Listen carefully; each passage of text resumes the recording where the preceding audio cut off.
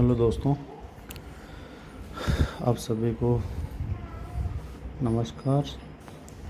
आज हम RPSC college librarian paper 2 के आंसर की से संबंधित वीडियो पार्ट 3 बनाएंगे, जिसमें अभी तक 1 से 50 तक के क्वेश्चन जो हल किए थे उससे आगे 51 से लेके आगे के क्वेश्चन हल करेंगे। क्वेश्चन नंबर 51 जो है, what is the primary purpose of internet की एक्सचेंज प्रोटोकॉल। तो इसका जो सही जवाब होगा वो है option number 2, secure authenticated communication channel. तो इसका सही जवाब ऑप्शन नंबर 2। इसके बाद आगे चलते हैं क्वेश्चन नंबर 52 पे। 52 है, the 3 basic method used in modulation process of information are. तो सूचना की मॉड्यूलेशन प्रक्रिया में उपयोग की जाने वाली 3 बुनियादी विधियाँ पूछी गई है इसमें। तो इसका जो सही जवाब है आयाम, आवर्ती, चरण, यानी कि ऑप्शन नंबर 4, एम्पलीट्यूड, फ्रीक्वेंसी और फेज। ऑप्शन नंबर 4 इसमें सही जवाब हो जाएगा। क्वेश्चन नंबर 53 पे चलते हैं। Which layer is responsible for opening and closing communication between 2 devices in OSI model. तो OSI मॉडल का क्वेश्चन पूछा गया है इसमें। आपको पता है OSI मॉडल में कुल 7 लेयर्स होती हैं, जिसमें इसमें पूछा गया है कि 2 उपकरणों के मध्य संचार को खोलने और बंद करने के लिए, तो खोलने और बंद करने के लिए 2 डिवाइसेस के बीच में तो वो सेशन लेयर का उपयोग किया जाता है। तो ऑप्शन नंबर 1 इसमें सही जवाब होगा। आगे question number 54, what term is used for data transmission rate. Data transmission rate के लिए कौन सा जो है शब्द काम में लिया जाता है। तो कौन सा लिया जाता है, तो इसमें जो सही जवाब होगा वो बिट रेट। कौन सा? बिट रेट, यानी ऑप्शन नंबर 2 बिल्कुल सही जवाब है। विच of the following is 4th layer of OSI model. OSI layer में जो 7 लेयर होती है उसमें 4थी लेयर के बारे में पूछा गया है। तो जो 4th लेयर है वो है ट्रांसपोर्ट लेयर, यानी ऑप्शन नंबर 4 बिल्कुल सही जवाब होगा इसमें, है ना। आगे चलते हैं। क्वेश्चन नंबर 56, निम्नलिखित में से कौन 2008 में निजी क्लाउड तैनात करने वाला पहला ओपन सोर्स प्लेटफॉर्म, यानी विच of the following become the first open source platform for deploying private cloud. यानी कि प्राइवेट क्लाउड बनाने के लिए कौन सा प्लेटफॉर्म सबसे पहले, और वो भी कौन सा? प्राइवेट क्लाउड के लिए 2008 के अंदर। तो ये कौन सा आया था? तो ये आया था यूकेलिप्टस, है ना। ऑप्शन नंबर 1 बिल्कुल सही जवाब है इसमें। अब आगे चलते हैं क्वेश्चन नंबर 57 है, which classification scheme is used in Infoport of INFLIBNET. तो इसमें DDC आपको बिल्कुल सही जवाब हो जाएगा। Question number 58, the barcode was invented bye.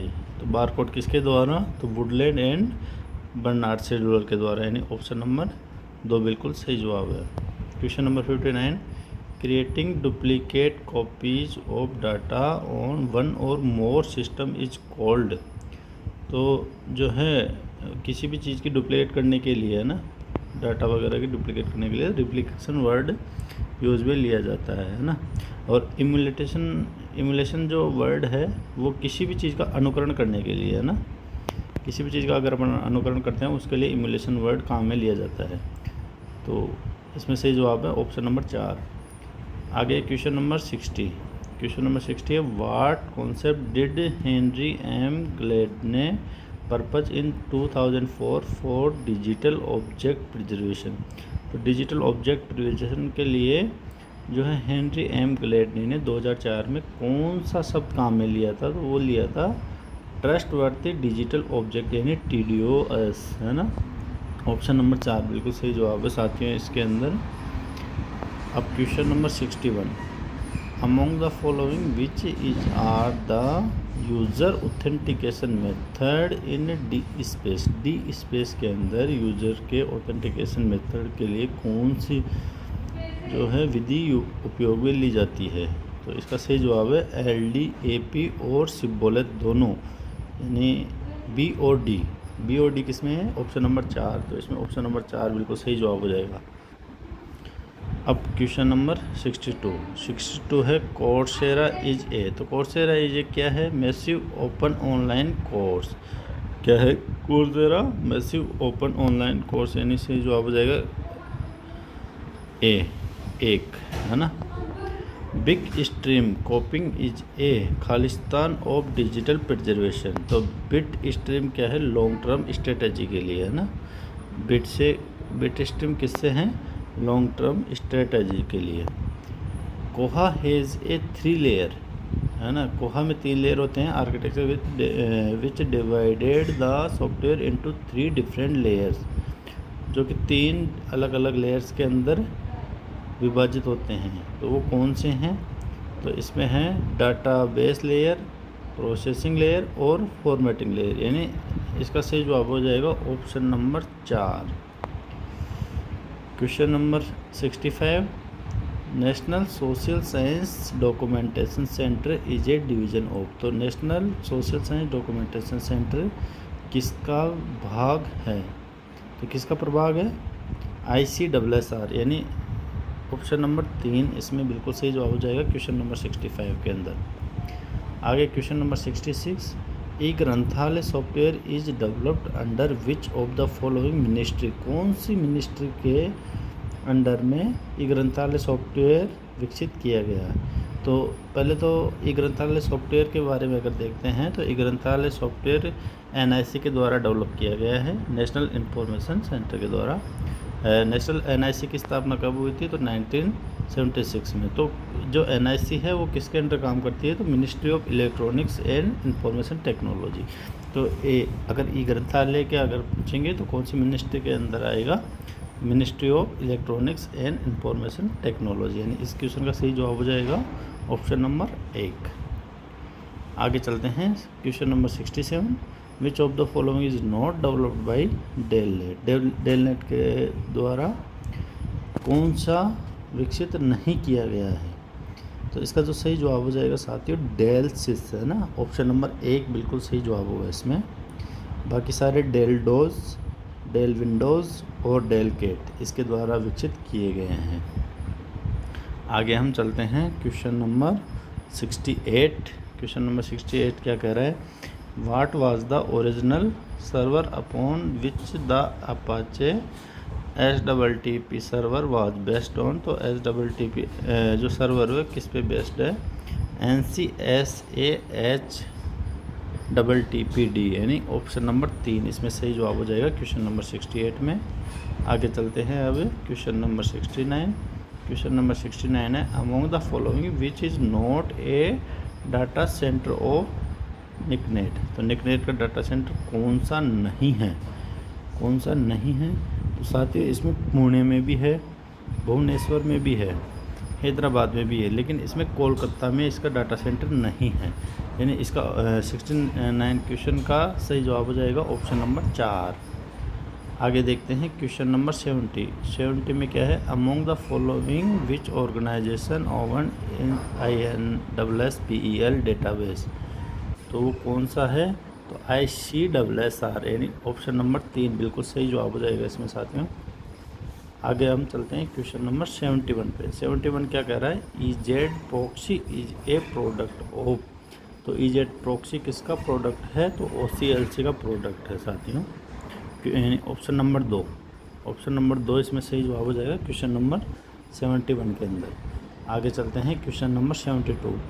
Who are the primary developer of Evergreen, है ना। प्राथमिक रूप से एवरग्रीन जो है किसका, है ना, एवरग्रीन का विकासकर्ता कौन है मुख्य रूप से?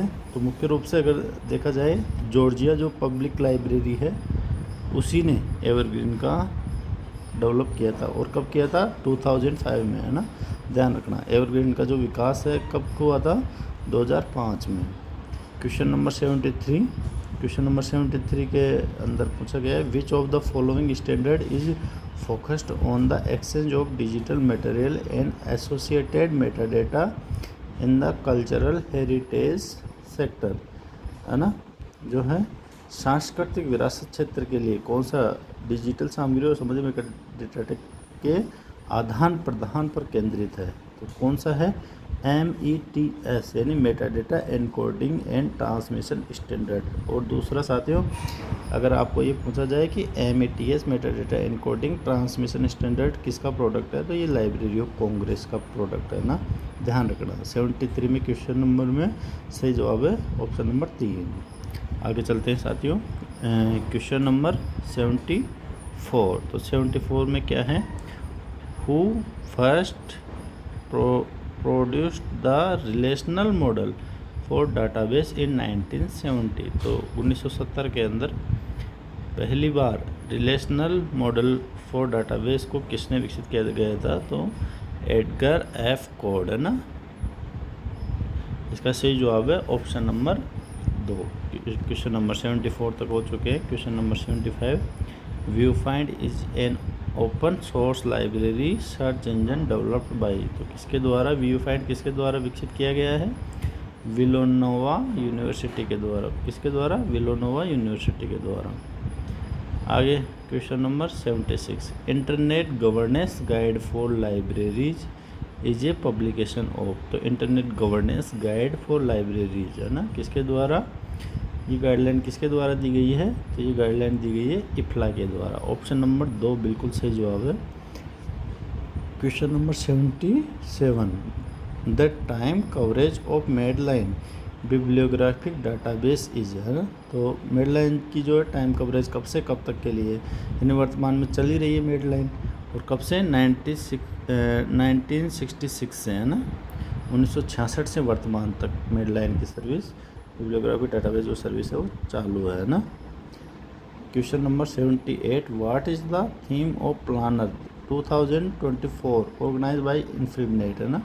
इन्फिनिबनेट का जो प्लानर 2024 ऑर्गेनाइज किया गया है उसकी थीम पूछी गई है। तो इसकी थीम थी लाइब्रेरीज इन AI एरा। तो जो आर्टिफिशियल इंटेलिजेंस है उसके ऊपर है ना, AI युग के ऊपर, कि पुस्तकालयों में किस तरह से AI का युग आएगा है ना, चल रहा है। और हमें AI पे ही आजकल सारा काम होने लगा है ना। तो अब question number 79, who establish the OCLC। तो OCLC को स्थापित किसने किया था? तो फ्रेडरिक किलगोर। ऑप्शन नंबर 1 इसमें बिल्कुल सही जवाब है 79 के अंदर। अब हम चलते हैं आगे क्वेश्चन नंबर 80 पे। क्वेश्चन नंबर 80 क्या कह रहा है? Meta data is content in which part of HTML। तो कौन सा पार्ट है? Head tag. इसमें सही जवाब है head tag. Which of the following is are institutional repository software. तो कौन सा है संस्थागत रिपोजिटरी सॉफ्टवेयर? कौन कौन से हैं? ePrint है, ग्रीनस्टोन है ना। कौन से? ePrint और ग्रीनस्टोन, यानी ऑप्शन नंबर 1 और 3 से जवाब हो जाएगा कि ऑप्शन नंबर 2। आगे है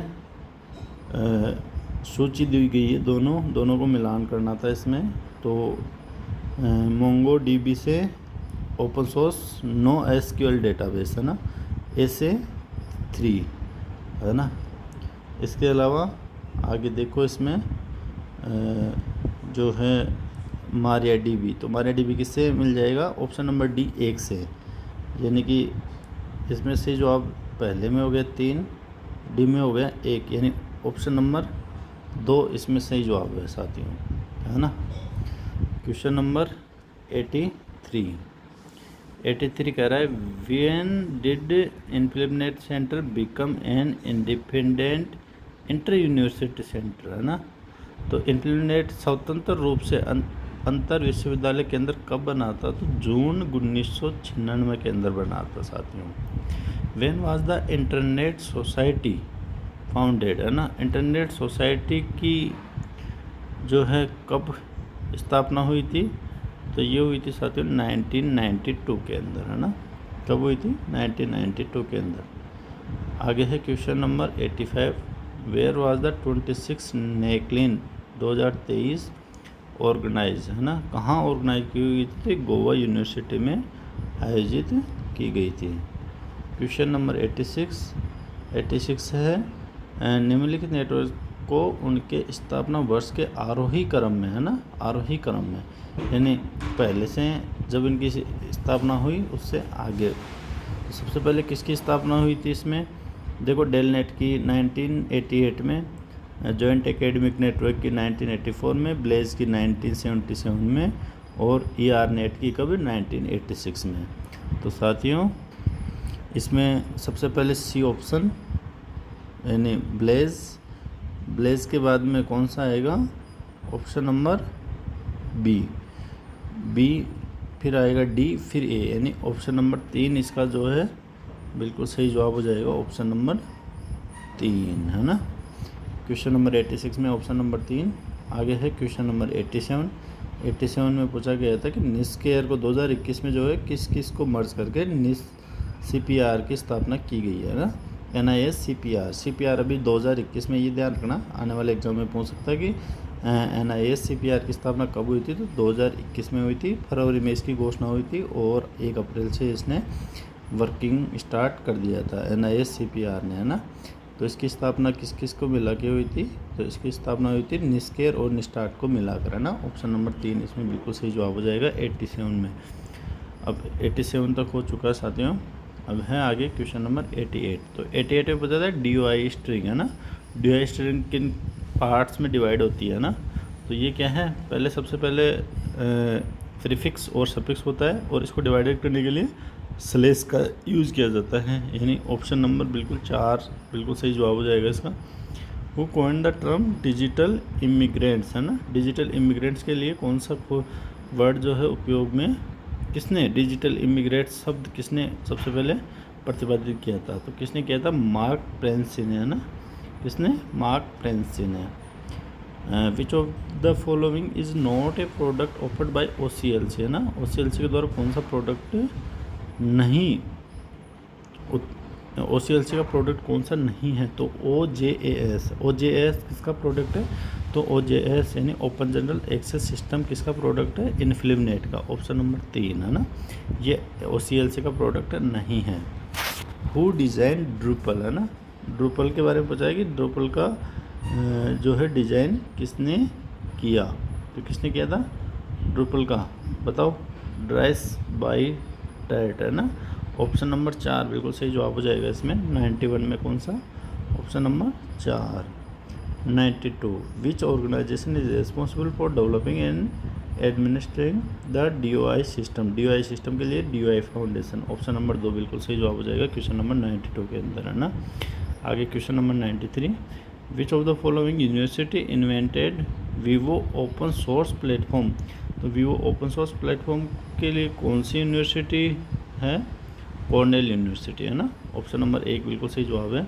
विच of the following is most important form of open data, है ना। Open data most important form, तो किसके लिए, ओपन गवर्नमेंट डेटा के लिए, ओपन गवर्नमेंट डेटा के लिए। When was the first version of RSS known as RSS 0.9 release, तो ये कब रिलीज हुई थी, 1999 के अंदर, है ना, 1999 के अंदर। इन कंटेक्स्ट क्वेश्चन नंबर 96, है ना। In context of research data management services what are true about open air, है ना। तो ओपन एयर जो है किसका है और कब जो है आया, है ना, ये 2 चीज़ पूछी गई है इसमें। तो देखो सबसे पहले तो ये अमेरिका का नहीं है, ये है यूरोप का, है ना। तो यानी एक तो ऑप्शन नंबर 1 सही है, और it was establish in 2020, it was establish in 2018, है ना। यानी 1 और 4 किस में है, ऑप्शन नंबर 1 में, है ना। तो इसका सही जवाब हो जाएगा ऑप्शन नंबर 1, 96 में, है ना। अब है 97। विच of the following is not a common web scale discovery service, है ना। तो प्रोकेस्ट नहीं है ना, कॉमन सामान्य रूप से उपयोग में आने वाला, है ना, प्रोकेस्ट नहीं है, ऑप्शन नंबर 3 किस में, 97 में। अब है आगे 98। The autumn syndication format is related with, है ना। ऑटम सिंडिकेशन फॉर्मेट किससे रिलेटेड है ना। तो देखो सिंडिकेशन का पूछ रहा है तो इसमें ज़्यादा कुछ सोचने वाली बात थी नहीं। इसमें ऑप्शन नंबर 1 देखो आप, है ना, RSS रियली सिंपल सिंडिकेशन, है ना। किस में आ रहा है सिंडिकेशन, ऑप्शन नंबर 1 में RSS आ रहा है ना। RSS XML। इसमें सही जवाब हो जाएगा option number A. Who coined the term web 3.0, है ना। 3.0 वेब किसने दी थी? तो जॉन मरकॉफ ने दिया था, है ना। किसने? जॉन मरकॉफ ने। Under which licence Joomla is distributed, है ना। जूमला जो है कौन से लाइसेंस के अंतर्गत वितरित किया जाता है? तो बताओ, GNU पब्लिक लाइसेंस वर्जन 2.0, है ना। किसके द्वारा? GNU पब्लिक लाइसेंस के द्वारा। यानी क्वेश्चन नंबर 100 के अंदर ऑप्शन नंबर 3 बिल्कुल सही जवाब है साथियों। तो अभी इस वीडियो में इतना ही, आगे वाले वीडियो में हम इसको कंप्लीट कर देंगे 100 क्वेश्चन तक।